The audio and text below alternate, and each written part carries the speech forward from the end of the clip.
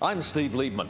In the late 1980s, two murders of a vastly different nature attracted immense attention. A cloud of suspicion hangs over Sydney's gay community as a multi-millionaire bathhouse and bar owner dies in mysterious circumstances. Then his lover, the man who inherited his empire, is killed. There are many who stand to benefit from the killings, but who has the most to gain from murder? First, though, Australian boxing's royal family is torn apart as a domineering father brutalises his sons and even drives one of them, a national champion, to commit the ultimate crime.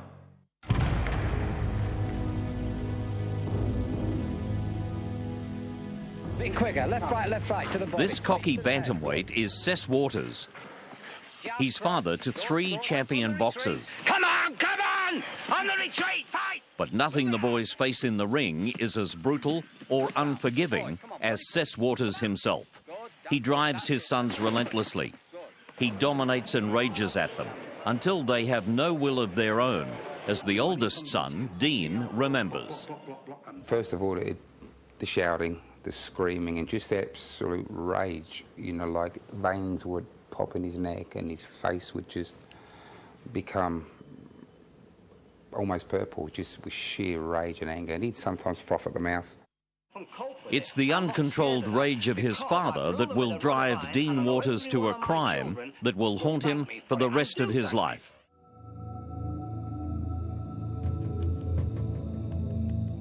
It's 1988.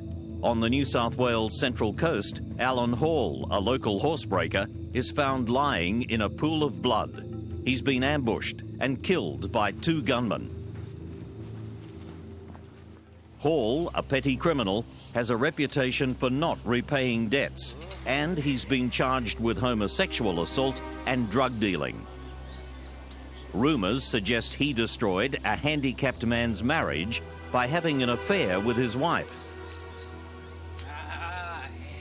Months before Hall was killed, police received an unsigned letter alleging he was drugged to the eyeballs and firing a rifle he didn't have a licence for. I was aware of Alan Hall. I had been involved in a matter prior to the murder, in actual fact. It was a minor drug matter.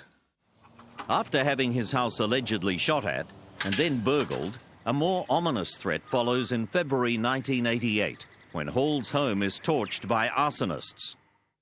4 months later, on June 29th, Hall and his girlfriend Christine, who happens to be Cec Waters' wife, settle in to watch television when they're disturbed by their dogs barking wildly. Hall goes outside to investigate. He sees nothing out of the ordinary. Hey, Danny, dog, what's the matter with you? So he cracks his stock whip to silence the animals. A split second later, 3 shotgun blasts ring out. He's killed instantly. Within 4 hours of Hall's death, police are swarming over the Kulnura property owned by Cec. They're aware of problems between Cec, his wife Christine, and her lover, the dead man, Alan Hall. Christine Waters, the estranged wife of Cec Waters, and Dean's stepmother, had complained to police about harassment by Cec Waters and by other members of the family. Cec has encouraged Hall and Christine to enter into a sexual relationship. He's shocked and enraged when they fall in love and move in together. Waters demands blood. He wanted them to have sex. That was his thing. He wanted them to have sex, and he wanted to watch and then join in, and it was that threesome thing, you know. And when he lost control of the situation, when he lost control of his being able to manipulate my mum to do whatever he wanted, or Alan, he turned nasty. And especially, I think, was that my mum was actually starting to show feelings for this guy, you know, in a romantic way, which didn't sit too well with my dad. The coming together of Alan Hall, Cec and Christine in itself was bizarre, where Cec had a number of dogs, a large number of dogs up there, but he also had a number of horses. And those horses were unbroken. And he engaged Alan Hall to break in those horses. Alan Hall did that. Cec didn't have the money to pay him and offered Alan Hall his wife in lieu of payment. Now, that's a bizarre scenario, but that did in fact happen. And of course, Christine and Alan fell in love. Alan showed Christine affection that Cec had never showed her. And she ran away with Alan Hall. And of course, Cec then became the aggrieved husband. The Waters link to the murder sparks a media frenzy. Cec and his sons Dean, Troy and Guy are regarded as the royal family of Australian boxing. The press knows Cec as an eccentric Englishman who left the UK in the 70s to raise his children in the Australian bush, far away from what he calls the temptations of the concrete jungle. I don't smoke and don't drink, so straight away there's a clash of personalities. Then when I start bringing in some of the other things, well, it just doesn't do. And they say to themselves, this bloke's some kind of a weirdo. Some kind of a weirdo, you know? But no outsider knows the skeletons in his closet. Having served time in England's toughest jails, Cec Waters knows the trouble young men can get into. He believes that, like lions, children need to be tamed, and he boasts that if tamed properly, they'll even kill for you. His family, Christine, the boys and a daughter, Tracy, live in constant terror of his violent rages. He was quite a brutal man, and I don't believe that Cec had any of the normal human traits of love and affection, that type of thing, those feelings. I think to Cec that was a sign of weakness, and he treated people that showed those type of feelings with disdain, with contempt, and that's how he treated his family. The son of a wife-beating alcoholic, Cec Waters grew up in the slums of North England. To say he had a colourful background would be an understatement. While he threatened to kill his children if they turned out gay, he indulged in homosexual affairs during a stint in prison. He played bit-part roles in crime movies. He forced his kids to accompany him on holidays to nudist camps. He was, wrongly, accused of murdering his third wife.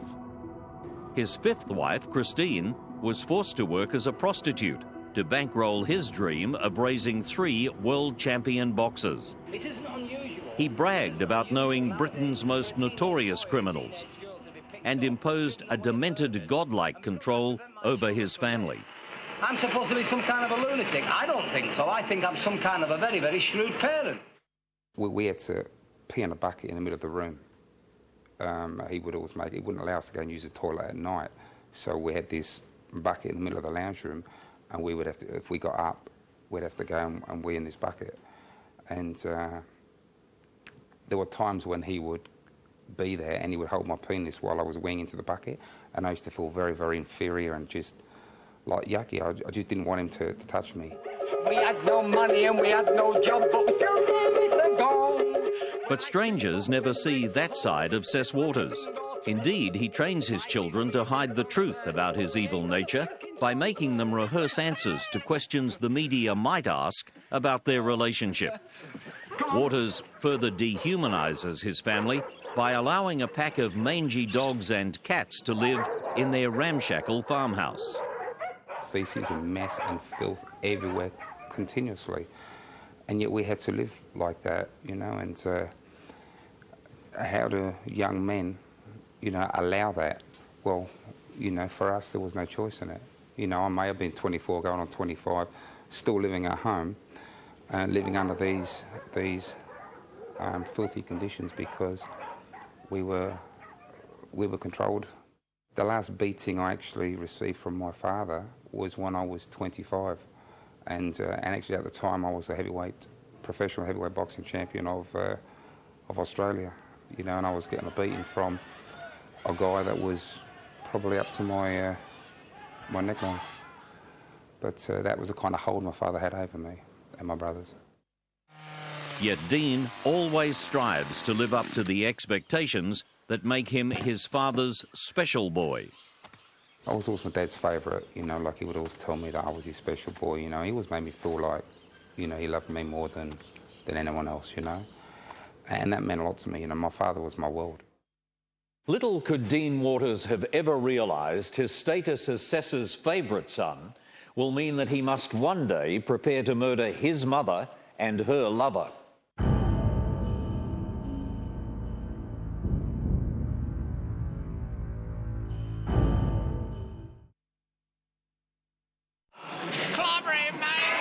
In the boxing ring, Dean Waters and his brothers are being lauded as potential world champions, and they experience a rare adulation. You box your fight today better than you've ever boxed a fight before. But on their farm at Kulnura, the arrival of Alan Hall upsets Cec's balance of power, and the charade that they are the perfect family is about to be shattered. He felt that because my mum had left him and she was living with another fella, that it was going to damage our great boxing name in this country and hurt our marketability. You're weak! You're pansy! You're a pansy! So he had a big problem with that, and what would happen is continually when I came up for training, there would be this bombardment over months and months that something had to be done. I want it real deep. Dean becomes Cec's messenger boy, running threats of serious reprimands to Christine if she doesn't return. However, Dean only realises the gravity of Cec's plan Get your back in there, boy. when he's made to dig two graves, one for Christine and one for Hall, deep in the bush. I kept thinking, God, I can't do this. And I've actually voiced that, and I said, look, isn't there any other way? Can't we do this another way? And again, he just tore into me and started to abuse me, told me that I was yellow and I was a coward and I was no good. Cec also targets Dean's best friend, 25-year-old mechanic Damon Cooper, to help fulfill his murderous plan. Go on, some more. After relentless badgering, which borders on brainwashing, Damon Cooper surrenders to Cec and helps Dean to burn down Hall's house. There's no escape from Cec's desire. Dean's been trained since birth to be the loyal soldier, and Damon isn't mentally strong enough to resist the order to kill the lovers. And so, on the night of June 29th, 1988, the two men embark on their murderous mission. So yeah, we climbed through the fence, walked up the drive and just positioned ourselves on the side of the drive, and after a short time, Alan came out to see why the dogs were barking. He went back, and then it was during that time that he'd gone back that Damon had actually lost his nerve. Damon, what are you doing? I just reassured him and explained to them that we had to do this. It's what my dad wanted, you know. And I mean, I wish I could have just walked away with him, you know, but for me there wasn't an option, you know. It's easy to look back now and go, but yeah, there was. You could have just walked away. It just wasn't like that. It just wasn't that easy. I ended up throwing a bucket, I do believe. Got the dogs barking. Then Alan's walked back out, and I heard what sounded like a gun going off. And it was actually, I found out later, it was Alan cracking the bullwhip to stop the dogs from barking. And it was during that time when he was standing there, I could just remember seeing his silhouette. I just pointed the gun towards him, and yeah, I closed my eyes and pulled the trigger. I've jumped up and I've shot 2 more times, even though he'd already hit the ground. You know, he wasn't there, but it was just reflex action. As I turned and started to run, after firing the third shot, I heard Damon discharge his rifle.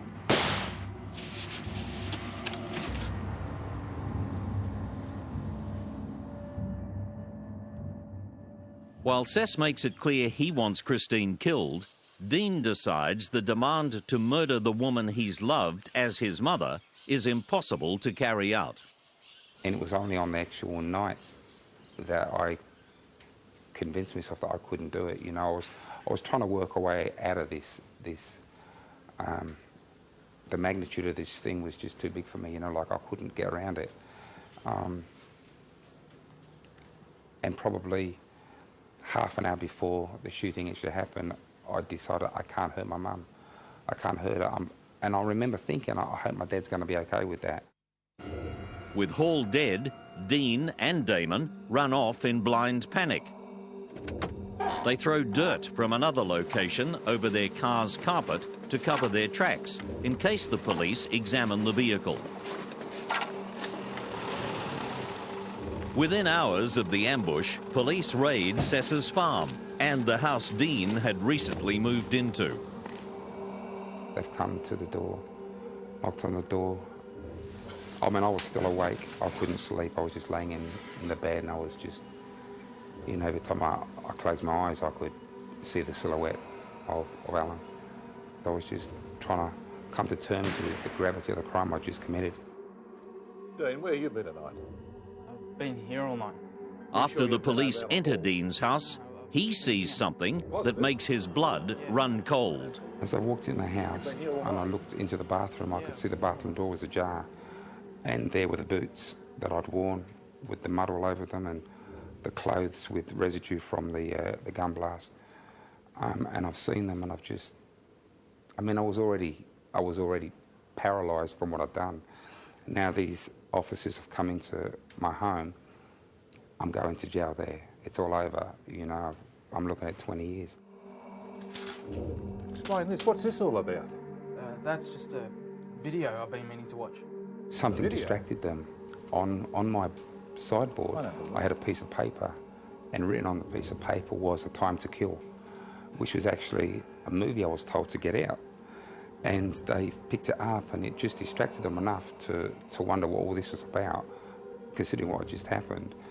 And it gave me enough time to just walk past the bathroom, just close the bathroom, and then I've gotten dressed and I've gone down to the police station to make a report.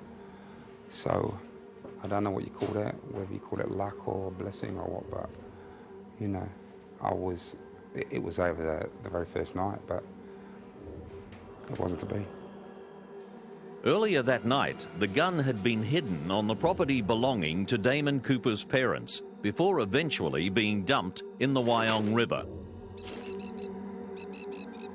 After being interrogated, Dean disposes of the telltale shoes and clothes.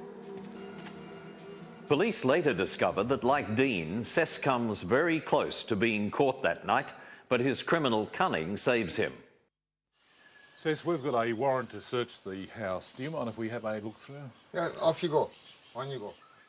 Whilst the police were executing the search warrant and searching the premises, Sess looked down and he saw a .22 calibre cartridge, a spent case, that was lying on the floor. Sess picked it up and put it in his mouth, and he had it under his tongue whilst he actually spoke to the police. You sure? No one's been with you? Look, I've been here all night. And in his haste to pick it up, he picked up not only the spent cartridge, but quite a bit of dog excrement that was on the lounge room floor. And of course that went into his mouth along with the spent cartridge. When Dean meets Sess the following day, there's no pat on the back. Why is it you can't do everything right? You was told, kill Alan, kill Christine. And I remember when I went up to training in the morning, that he berated me, and he was very angry that Christine was still alive. And the thing that really, I guess, I mean, I was already empty, I was lost. Truthfully, I was a dead man walking. I was just so empty inside. But when he said to me that I should have killed Christine as well, and then he said, then you should have actually come outside and shot Damon. You should have killed Damon. I can't explain what it did to me, you know, like, I don't know how I could have thought that by doing this terrible thing, that somehow everything was going to be better, that our life was going to suddenly work out. You can't do anything right. You're just useless.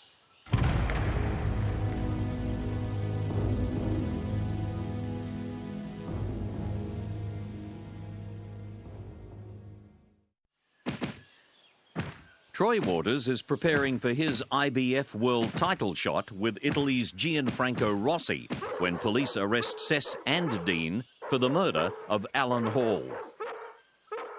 While it's an ill-fated campaign with Rossi winning on points, Troy receives a massive boost as he prepares to fly to Europe when the judge dismisses the charges at the committal hearing because of insufficient evidence. I feel we've been vindicated, and there's a big story to tell at some time in the future of intrigue and conspiracy, but that's another story. While Dean celebrates his freedom outside the courthouse, it does nothing to ease his conscience when he's alone at night. But there was an innocence that died. Something was different, and I honestly, I remember it, and I'll never forget it, that something died inside me, something changed. You know, like, I'd taken a life, and I knew I could never give it back. And I struggled with that for many, many years, and it almost pushed me to suicide, you know, because I couldn't deal with it. Dean may have refused to tell the police anything, but he makes a late-night confession to a local religious minister on Terrigal Beach. Dean just opened up. He just poured his heart out. He just talked me through the whole deal. And afterwards, I spoke to him about the importance, if he ever was going to have a clear conscience, that he had to go forward. He had to come forward to the police and ultimately tell the police. As Cec continues to plot world title fights for Troy and Guy, Dean is drowning in a sea of despair. While he initially seeks refuge in Christianity, it's easier to move to Melbourne and lose himself in the city's crime and drug scene. It was a horrible lifestyle, but it was a place where I felt I fitted in because they were all doing the wrong thing. I was struggling. We're all running away from different things, you know, and using the drugs and the alcohol just to mask, you know, our feelings. Dean's fear the police will reopen the case is realised about 5 years after Detective Dennis O'Toole confronts him. O'Toole knows a confession is the only way Hall's murder can ever be solved. And I asked him whether he, in fact, had committed the murder of Alan Hall. And at that point, Dean, who was quite confident and brash, looked away and he couldn't look at me with the answer. And in fact, he didn't answer, he shrugged. After 2 hellish years of fighting suicidal thoughts and dealing with hardened crims, Dean Waters, now facing the responsibility of fatherhood himself, returns home to the Central Coast, bloated and emotionally spent. But now there was this little niggling inside telling me that I needed to confess this. If I really wanted to clean my life up, I couldn't sweep that under the carpet and start life now. I had to actually go back and deal with that. And that was a horrifying thought, just because, you know, there was just so much I knew that I had to come out and be told. And I guess I feared my children finding out all this stuff, and I was worried about the effect it was going to have on them. Pastor Kevin Brett puts Dean in touch with Manny Konditsis, a local solicitor. It's another 12 months before Konditsis receives the green light to arrange a meeting with O'Toole. He didn't mention the name at that stage, but he said, "Do you know who I'm talking about?" And I said, "Yes, I do." And we met the following day and in the solicitor's office and walked in. And at that time, Dean indicated that he wanted to get this matter off his chest. When I was asked by Detective O'Toole if I'd actually done the shooting, if I'd killed Alan Hall, I just remember it wouldn't come out because I'd lied for so long, and I just convinced myself that was the way to deal with it, was to lie, lie, lie, lie, lie. It actually didn't come out straight away. But once I got it out, I said it again, and then it was all right. On learning of Dean's confession, Damon Cooper turns himself in. Cec is taken into custody during a trip to Wyong. His attitude is in stark contrast to Dean's. I think he was just in total denial. There was very little reaction from him at all. He was totally uncooperative and quite aggressive in his own manner, I suppose I could describe. Cooper is the first to stand trial. His legal representative doesn't argue for him to be acquitted on the grounds of not acting of his own free will. Their best result, based on the evidence, is manslaughter, and that's what they receive, 18 years with a minimum 12. A subsequent appeal and plea to the Governor for clemency fails. Not long after Dean's confession, Cec Waters, now aged 70, dies of a heart attack. At Dean's trial, 3 psychologists, including the Crown's, say that Dean was suffering from an abnormality of the mind when he killed Hall. Armed with that, Conditsis moves for Dean to be tried for manslaughter, citing he wasn't acting of his own free will. The DPP insists Waters will face a murder charge. The court is bombarded with stories of the horrific upbringing Dean endured. Members of the jury openly cry when they hear the Waters children recount their childhood. Absolutely horrific.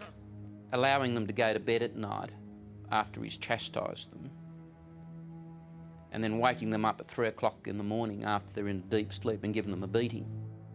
While Dean is braced for a severe sentence, Conditsis senses that Dean might be acquitted, yet he doesn't dare build up his client's hopes. Dean left his keys to his house at home, believing he wouldn't need the keys because he wasn't returning home. He was going to go to jail. And that's how I wanted him to think. I wanted him to expect that the best result we could get here would be manslaughter. The jury needs a mere 40 minutes to acquit Waters of all charges, and pandemonium breaks out. Dean, almost in disbelief, sobbed and said thank you to the jury, and there were members of the jury that were crying as the verdict was delivered. When the jury came back with their verdict of not guilty with Dean Waters, my reaction was probably, I was stunned. It took some time to comprehend. Dean Waters appreciates some people can't understand he's walking free, while Damon Cooper languishes in a cell. Are you shocked? I'm shattered. I'm shattered for my friend. You know, he'll be shattered when he hears the news. But it is pretty difficult to accept that the person who actually caused the death of another person walks free, while his accomplice, who didn't cause any damage to the deceased at all, gets 16 years jail. Even today, I find that a little bit difficult. I can understand why the average person in the street thinks, well, look, how could this man have been acquitted? He's admitted to doing the shooting, lying there in wait and shooting a person. I entirely understand that. However, what was left to the jury was for the jury to determine whether at the time of pulling the trigger, Dean was acting out his own will or whether he was acting out the will of the father. Dean Waters killed in the name of his father, and as he attempts to rebuild his life, it's clear many scars remain. Life's tough, you know, it has its moments, but I'm grateful that, you know, I've got my boys, you know, like, it can always be worse, can't it? You know, like, I mean, I'm healthy, you know, I've got my freedom, you know, and I've got my boys. At the moment, I'm just working through finishing my mechanic ticket. The boys have grown up to be gentlemen, if I might say, notwithstanding that one has been charged with murder. But how they survived their lifestyle is very hard to believe. But the one thing I am sure of, that they will be able to face life and cope with it. And I'm not scared of that, because I've ruled them with a rod of iron, and I know every one of my children will thank me for it, and do thank me.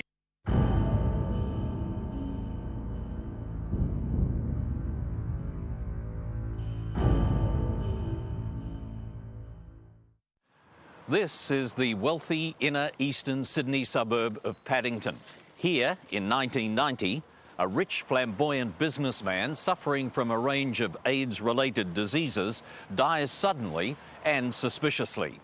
He is Roger Claude Tessedra, and he's made millions from a chain of homosexual bars and bathhouses, giant cash businesses set up around Sydney's Oxford Street when gay liberation exploded back in the 1970s. He's promised publicly and often to leave a string of friends and former lovers large slices of his fortune. But after his death, a surprise new will is produced, leaving the bulk of his estate to his last lover, Ludwig Gertsch. But it's not long before Ludwig himself is found dead, brutally murdered.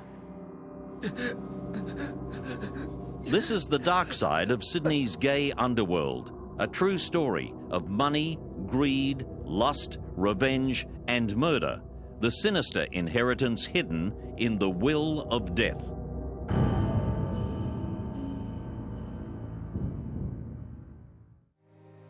The events leading to the sudden and mysterious death of gay millionaire Roger Claude Tessedra and the brutal murder of his last lover Ludwig Gertsch stretch back to Sydney in the early 1950s. It's a time of rigid and conservative laws and social values. To be homosexual at this time is to be forced to live a lie. Gay club owner Rod Stringer remembers that even gay men attending private parties were harassed. Quite often, there'd be a knock on the door and it'd be the police that'd be raiding the parties and things like that because they thought there was some untoward sexual activity going on in these private parties and things. But that was all through that late 50s, early 60s era. Into this rigid and dangerous world comes Roger Claude Tessedra, a handsome, gay and lusty young Frenchman. He's been raised in the brothels of Paris during World War II, and he knows what it is to be dirt poor and hungry. In Sydney's bohemian King's Cross, he sets up business as a florist and later a hairdresser, quickly learning how to tickle the till, slipping petty cash into his pockets and avoiding taxes. But the real money starts flowing when he becomes a pioneering restaurateur, where his natural charm and skill make him the perfect maitre d'. Well, I think he was a well-dressed, so certainly a good-looking sort of a man, and he always had sort of very attractive companions and things like that, and didn't have any problems sort of having, one of them attractive people on his arm around town.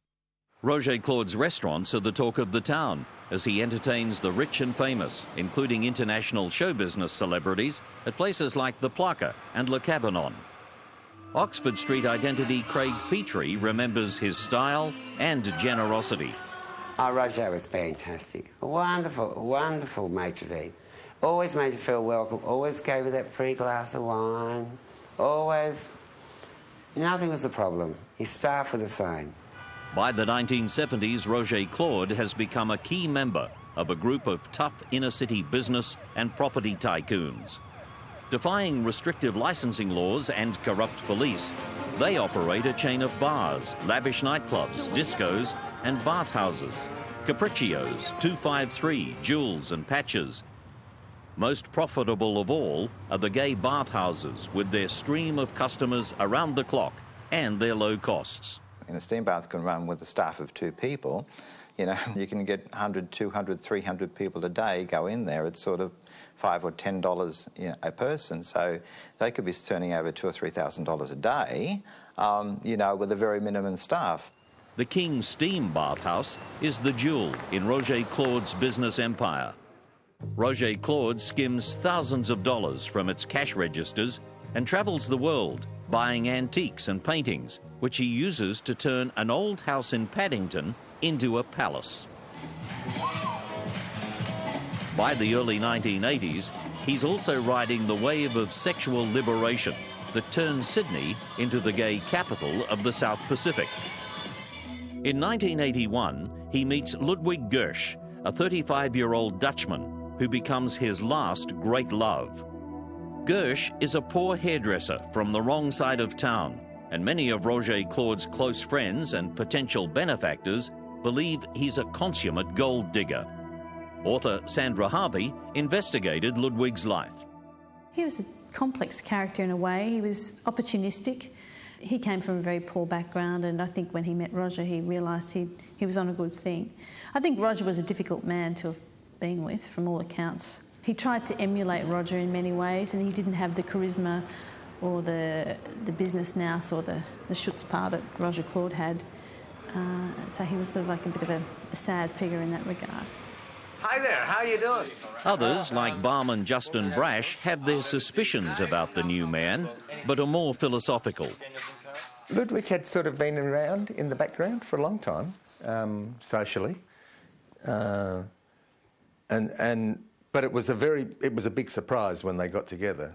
Ludwig was funny, you know. He was a bit creepy, I always thought, but Roger fell head over heels for him.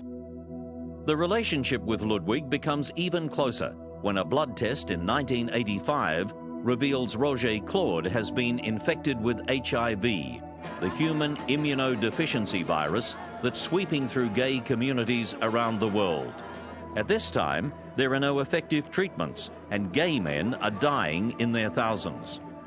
By 1988, he begins to suffer from a range of illnesses and decides to make out his will, in which he names Ludwig as the main beneficiary. But significantly, he also lists large bequests to his closest friends and former lovers. After that first will is written, his lawyer of many years decides to retire, and Roger Claude appoints a new solicitor to handle his affairs. The new lawyer is Brian Roberts, and he will become a key player in the drama that's now unfolding. Sweetheart, our friends are leaving. They've come to say goodnight to you. As Roger Claude grows sicker, he tells his closest friends repeatedly and publicly exactly what he's leaving them in his will. Top of the list is a handsome former lover, Eduardo Elderici, who's also infected with HIV and living in a weekender house owned by Roger Claude in the Blue Mountains, west of Sydney. Eduardo is promised use of the house for the rest of his life and a bequest of $200,000. To avoid leaving them any tax problems, Roger Claude also makes a black will, a secret list of who will get to share his many antiques, paintings, and other personal treasures worth several $1 million. He gives this black will treasure list to Ludwig. I will. I'll put it in a very safe place. Open up. Throughout his illness, Ludwig stays close by, taking more and more control of his life, caring for his every need and administering his medications. In March 1990, Roger Claude asks his new solicitor, Brian Roberts, to draw up a new will. What actually happens next, however, is disputed, and one question remains to this day. Did this vital document, allocating millions of dollars, also carry with it a death sentence for both Roger Claude Teixeira and Ludwig Gertsch?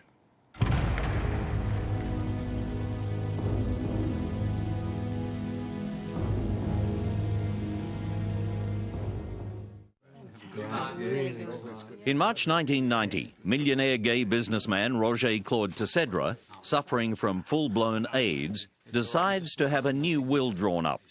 He gives the job to his new solicitor, Brian Roberts, who brings copies of the new document to his Paddington mansion. Several neighbours are called to witness as he signs. The neighbours allege they're not shown the whole will, just the signature page at the end. One of the neighbours says she remembers joking, "What am I signing here? My death sentence." And Roger Claude explains that it's his new will, but they're just witnessing his signature, not the actual contents and details. This version of events is repeated by one of the people who later investigated the will, Sydney lawyer Victor Bazanis. They were told they were there to witness a will.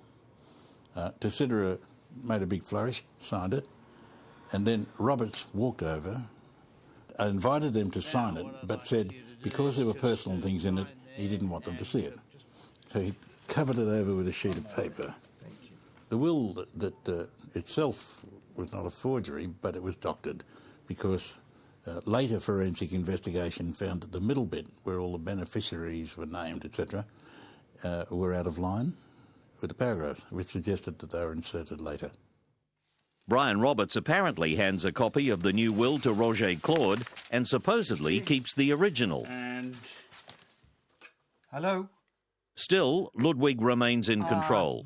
He answers the incoming phone calls and angers Roger Claude's friends when he discourages them from visiting, saying his lover is asleep or too ill to see anyone. Thanks for your call.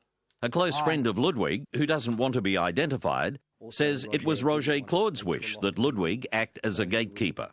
Ludwig would screen the calls on his behalf, and a lot of people actually pointed the finger at Ludwig later on, saying that he had cut off a lot of people from Roger towards the end.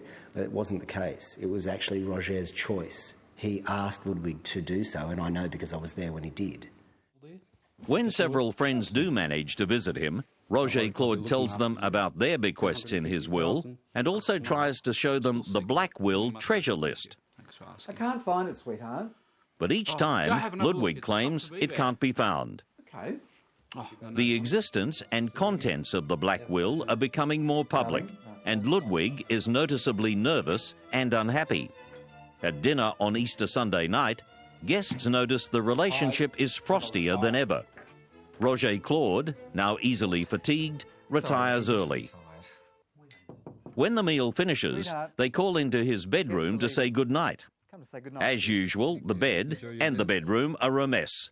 But Roger Claude, they insist, is quite bright and in good spirits.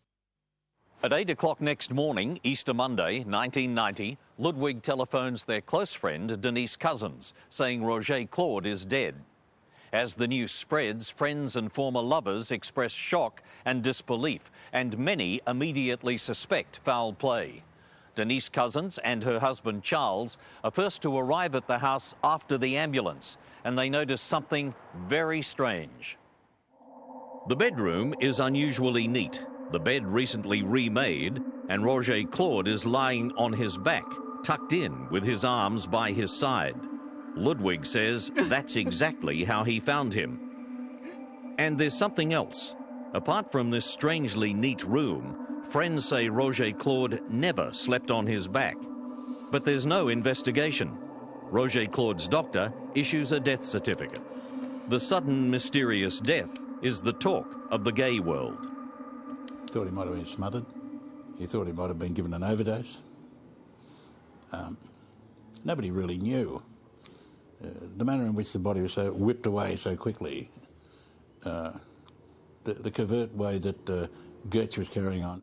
Ludwig later tells some of Roger Claude's friends that an autopsy shows that Roger Claude died of a heart attack.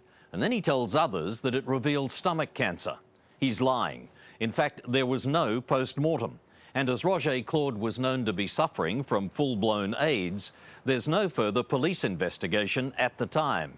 Years later, a coroner looks into the death and finds that while there's no evidence of foul play, he's not satisfied that Roger Claude died of natural causes.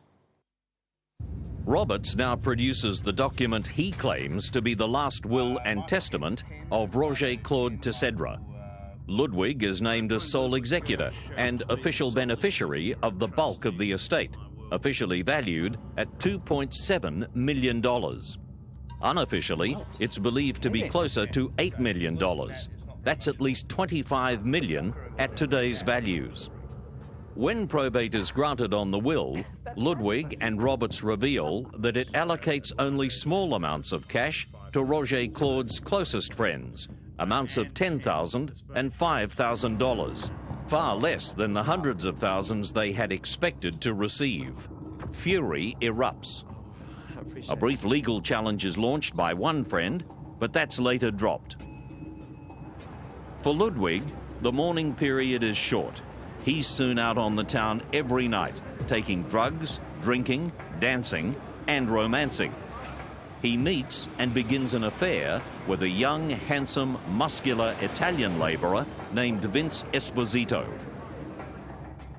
Hello? But he also begins receiving sinister phone calls and death threats. Who is this? Someone, somewhere, knows that Ludwig's time is running out. Friends notice he appears to be living in constant fear. His hands often shake. He begins to drink heavily and take a range of recreational drugs. He secures the Paddington mansion with bars on the windows and locked iron security grills on the doors, including the skylight and even the door to his bedroom. What the hell's going on? Inevitably, with all the pills and booze, his friendships begin to fall apart. It's rumoured members of the gay community see Ludwig having heated arguments with Roberts and Esposito, although this is never substantiated. Lay off him! Then suddenly, in October 1990, Ludwig disappears. It's the eve of the annual Sleaze Ball, a major event on the Sydney gay social calendar that Ludwig would never miss. So Ludwig's friends immediately called the police. Ken Bowditch of Paddington Police takes charge of the investigation. We conducted all what we call the normal standard inquiries into doing canvasses, getting statements of all the last people to see him, all the places he visited. He had friends up from Melbourne, statements from them, full canvass of Oxford Street and any of the gay bars and steam rooms. Police assemble a handful of facts. They know that Ludwig visits Vince Esposito at his apartment in the inner western suburb of Ashfield. Esposito says they argue, and Ludwig phones Brian Roberts, who lives nearby, and asks him to come and pick him up. Roberts says he drives Ludwig into the city and drops him off here in Oxford Street. Police investigations reveal no further sightings of Ludwig Gertsch.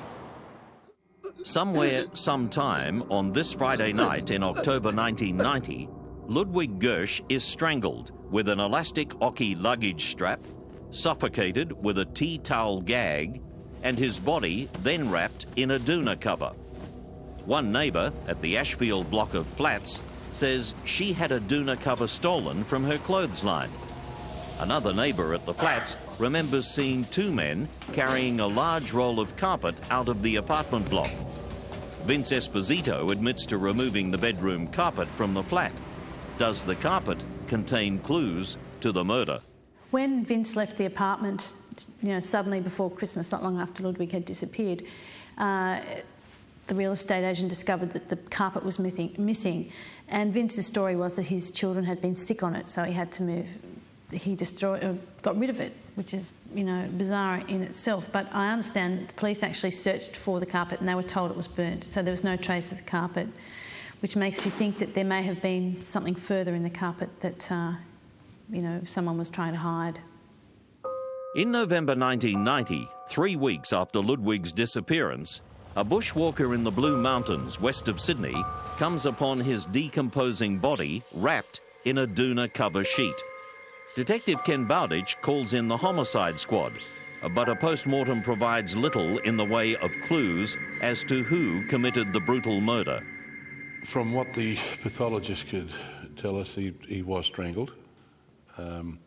There was no evidence of any other injuries other than the strangulation. There was a wedding ring, there was the sheet, of course, the Oki straps. Apart from that, very little, because the body was quite bad. It was in November the body was found and been very hot, and the body was quite badly decomposed. After Ludwig's funeral and burial, Brian Roberts produces Ludwig's will, showing he left all his millions to Vincent Esposito. Brian Roberts is named as the sole executor. The will later proves to be a forgery. The murder investigation continues, and detectives go undercover in gay bars and bathhouses. One of the problems is that some people seem to be afraid to talk, and investigators meet what they describe as a wall of silence and fear. I always had the feeling that, they were holding back on something, that they knew a little bit more than they could have told us. And that wasn't just a gut feeling. It was just sometimes they'd go cold if you asked them different leading questions. Ludwig's close friend believes there is an unnamed, powerful person behind the murder, and that many people are afraid of that person. I don't know if I'm comfortable going on record as to saying, who I believe did it. But suffice it to say that when the police did get round to actually interviewing me, that they had already come to the same conclusion that I had, but they could prove it no more than I could.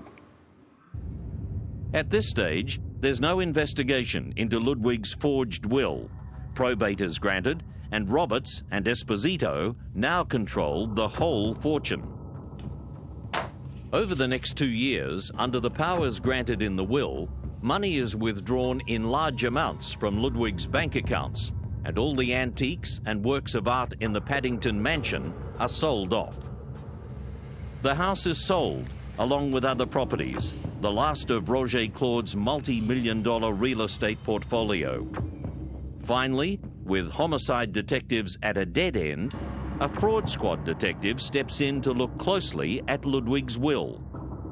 More than 2 years after the brutal killing and the dissipation of millions of dollars, the trusted solicitor Brian Barrington Roberts is arrested for forging Ludwig's will. He is charged with a total of 10 offences, including 1 count each of forging a will and uttering a forged will, and 3 counts each of making a false instrument and using a false instrument.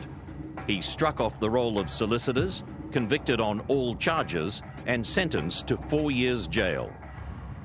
It's just greed. I see it again and again and again. This is one of the worst cases of it, where you'll do anything. You'll steal, lie. And there was so much money involved. Both the sudden and suspicious death of the flamboyant gay millionaire Roger Claude and the subsequent brutal murder of his last lover Ludwig Gertsch remain a mystery. In 1994, a coroner's inquest finds that, on the balance of probabilities, Ludwig Gertsch was murdered in the main bedroom of Vince Esposito's Ashfield apartment after 7 p.m. on Friday, October the 19th, 1990. But the coroner cannot say who was responsible, simply that, on the balance of probabilities, he was strangled and smothered by a person or persons unknown. Could it have been a contract killing? In April 2004, almost 14 years later, the New South Wales Homicide Squad reopens the Ludwig Gertsch murder case, and a reward of $100,000 is offered for information. Strikeforce catalogue is formed to go over what few clues are left. They use the latest forensic technology to try to detect and examine traces of blood and DNA in the Ashfield flat. One of the men seen carrying the carpet out of the flat was wearing a ruby earring and a round, gold-faced watch with a black band. Detectives say that man could provide vital information about the killing. Police emphasise that the man with the ruby earring is not a suspect, but may have information in relation to particular people's movements at the time in question. If you think you remember a man with the ruby earring and boutique gold watch in 1990, call Crime Stoppers on 1800 333 000. You may help detectives solve the murder of Ludwig Gertsch and perhaps even unravel the mystery of Roger Claude Tessedra's will of death.